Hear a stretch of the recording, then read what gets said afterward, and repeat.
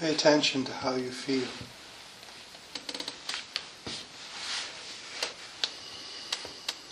Continue to have awareness of your breathing. Continue to have awareness of your body. Continue to have awareness of the energy of life that flows through this body. Continue to have awareness of the energy of mind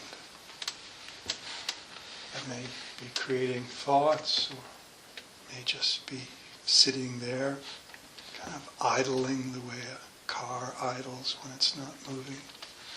But we all have a sense. We have a sense of this mind, and then we have the realization that there is an awareness that can witness the mind. A sense of mind that is bigger than what we usually consider to be mind.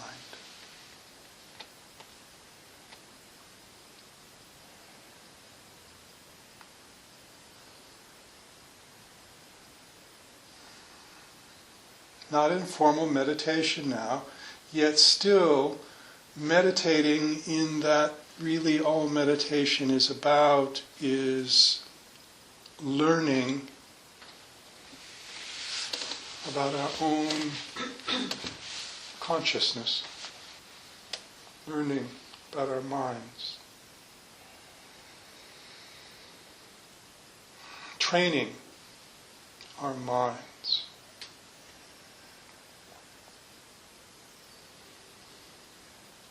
I find it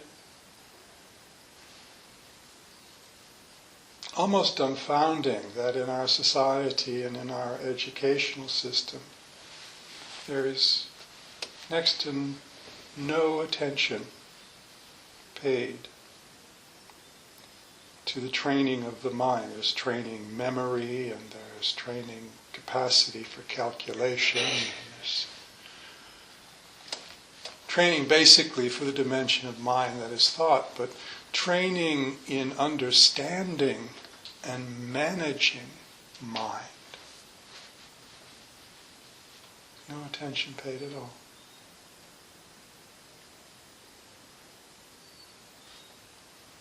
We don't even have a concept such as they have in Asia that's called enlightenment.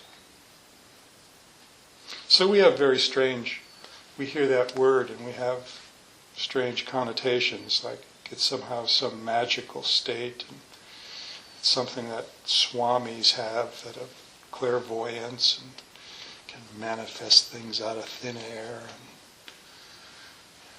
and live to be 300 years old or something on in a Himalayan cave. And that's not what enlightenment means at all. Basically, enlightenment means a mind that knows the truth about itself. The light shines on itself. Enlightenment. The light of understanding, the light of consciousness shines on itself. Pay attention to how you feel right now. I'm going to ask a very strange question again from within our culture. Sitting here, can you feel your own beingness?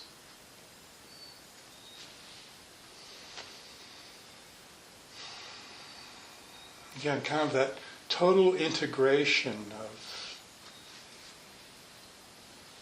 the sense of I am. Both physical, mental, and that third integrating element that I mentioned in the meditation could be labeled within the mental, but it is more profound. Consciousness itself, good consciousness, awareness sits here. Can you feel can you experience that you sit here as awareness that has a body, that has a mind.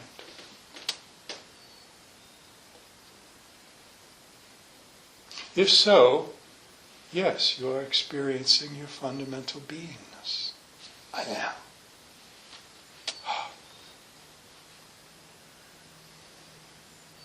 That's enlightenment.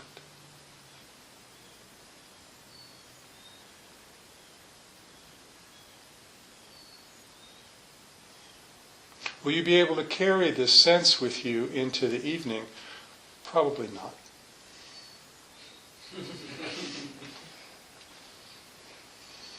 What will happen is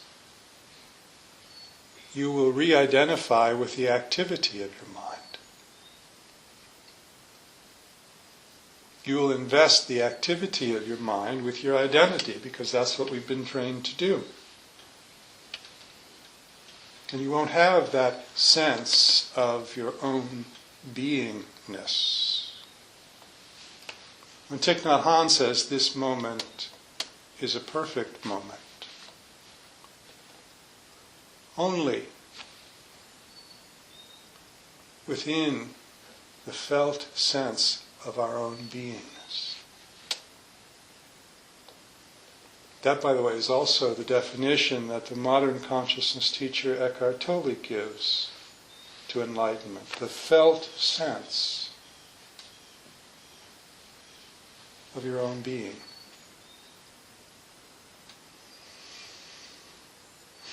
A couple of weeks ago, in the contribution basket where there's a little writing pad next to it, and I ask folks if they have a question or would like to hear something addressed in the class to jot it down and put it into the contribution basket. And there was a question a couple of weeks ago about managing fearful thoughts. That's a very good question. It's a very important question, because we're all faced with managing. How do we deal with fearful thoughts? Now, note that the question wasn't fearful situations, dangerous situations. The truth is that we deal just fine with dangerous situations. We're all here tonight, so that means that everything that's ever happened in your life, you've handled. Because you're here to tell about it. You're here. So everything that's ever happened to you, you've handled. It's not about handling difficult, dangerous situations, because when the difficult, dangerous situation is in the moment, some with greater facility, some with less, some with greater skill, some with less skill, but we all handle them. The issue is the thoughts. Now, the essential element of beingness is presence. That means there's an integration of body, mind, energy, awareness in the moment. This is everything Eckhart Tolle has to teach, by the way. This is what the power of now. And anybody who doesn't know about Eckhart Tolle and the power of now, within the next week, go buy The Power of Now by Eckhart Tolle and read it. It is a beautiful distillation of Buddhist psychology into contemporary language. Now, except fear is not about now. We have power in the now. What we don't have power over is the future. What we don't have power over is the past. Because we can conjure up some amazing monsters out of the past as well. And all of our ways, because the fundamental fear, does everyone know what the fundamental fear is? The fundamental fear is, I'm not enough. That's what our fundamental fear is. I'm insufficient in the face of life.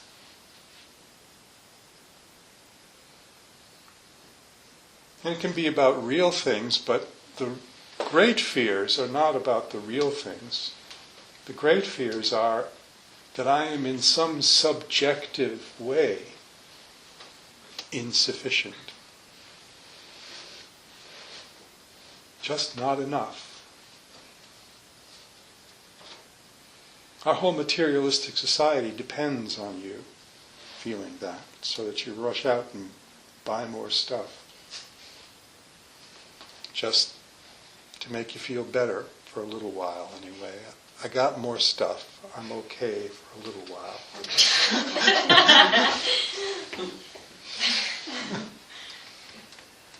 Oh, I'm insufficient again. I got to get more stuff. The insufficiency hasn't left me. So I need another relationship, or I need another car, or I need another degree. I need a PhD after my name. I need a promotion at work. I need. Enlightenment is the realization that you are. Nothing is needed for your beingness. So what do we do with our fearful thoughts? To realize that our fearful thoughts are not about this moment. They're all about dredging up old history, old circumstance where some situation, some person, some parent, some teacher, some competitor, some whatever was telling us, you're not enough. And some situation that we didn't handle the way that we wanted to handle. We handled it, but we didn't handle it the way we wanted to handle it. And we come up saying, well, that's because I'm just not good enough. And then we project it into the future. And we go, am I ever going to be good enough? Am I ever going to be good enough? And we keep projecting this on all kinds of... The next person we meet, they're going to think I'm a dummy. The next job I have, I'm going to fail at. The next... anything, anyone, everybody, somehow I'm going to come up as insufficient.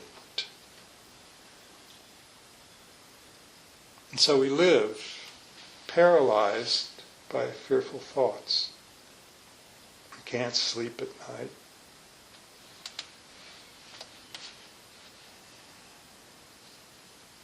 Can't enjoy life.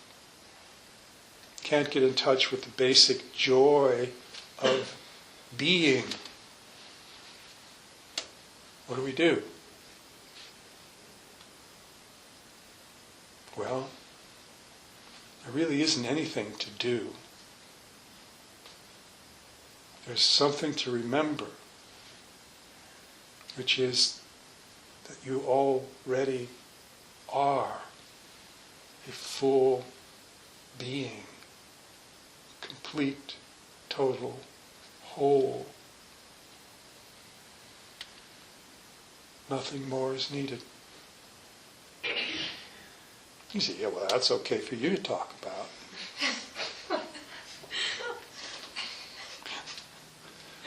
But what I want to remind you of is that just, a few minutes ago, we were all just here, and it was beautiful, and nothing more was needed.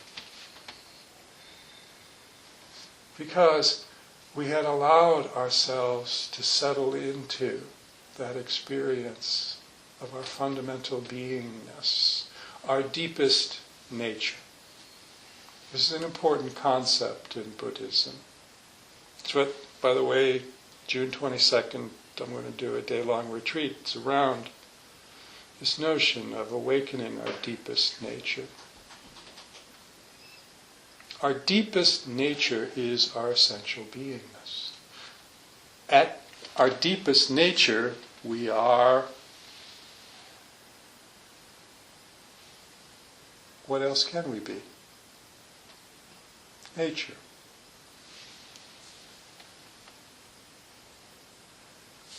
Those of you who know me know I like to throw a koan at groups when I'm teaching, which is, do you know that you are nature? Yeah, in all of nature, only human beings have a problem with fearful thoughts. They're not frightening situations. Frightening situations happen and they get dealt with. The antelope runs away from the lion or it gets eaten. Fearful situations happen. When fearful situations happen, you deal with them the best you can.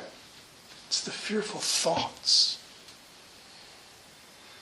So we're faced with this circumstance of how human beings have within them something that causes them to not realize they are and actualize that they are nature. That they just are. There's nothing you have to prove, any more than a squirrel has to prove anything, or a tree has to prove anything, a bird has to prove anything. You just are. That's the ground of your being. Now there's this whole civilized social context that we have to operate within, and we have to operate within a particularly crazy social context as Americans, because the whole social context is built up around this, oh, you're not enough unless you own a Porsche. So that you drive yourself crazy and work yourself to death so you can get yourself a Porsche.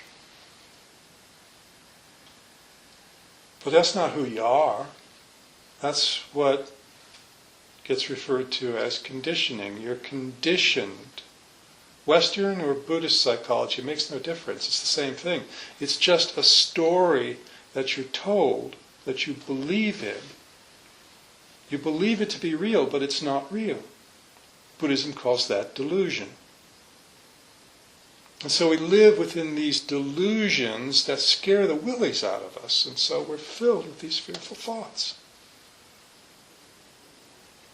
To realize the truth of who you are at your deepest nature, to realize the truth of who you are at the ground of your being, to shine the light of consciousness, of truth on your situation, here, this moment,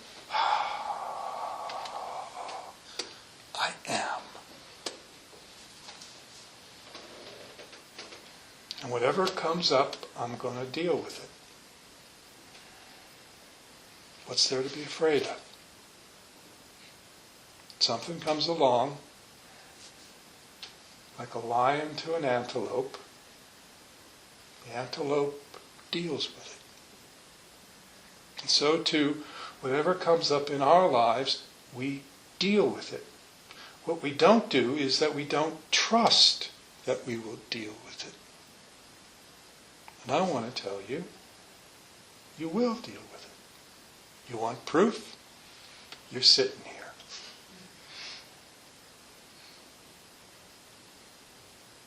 And breathe in and breathe out.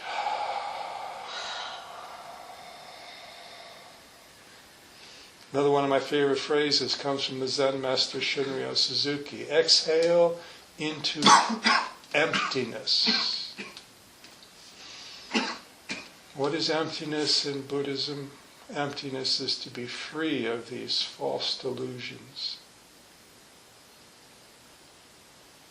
Exhale into the ground of your own being, releasing the tensions. What are the tensions? The tensions are the fears, the false ideas, the delusions that you're not adequate, you're not sufficient.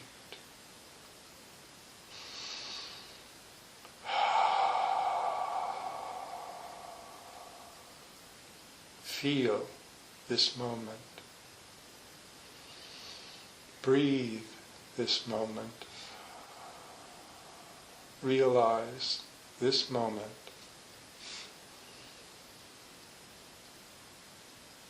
And say to yourself, I am.